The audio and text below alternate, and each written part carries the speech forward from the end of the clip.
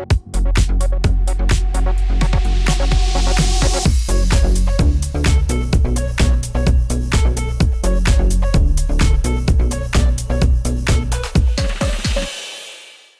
out that maybe, just maybe, spending a lot of time staring at your phone and reading bad news isn't great for your outlook on life or humanity.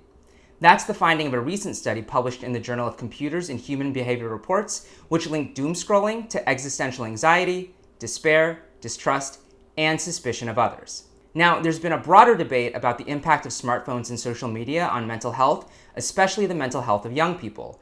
Last year, the Surgeon General released an advisory saying that while it can have benefits, there are, quote, ample indicators that social media can also have a profound risk of harm. At the same time, there's been pushback from scientists who say studies haven't clearly established any link between social media usage and mental illness, particularly in teens. Within that broader debate, this new study focuses on a somewhat narrower question. Researchers say this is the first ever exploration of doomscrolling from an existential perspective. Of course, doomscrolling is a term that was actually popularized on social media, referring to the practice of just staring at our phones, reading one negative post or article after another. So how do you measure that in an academic study?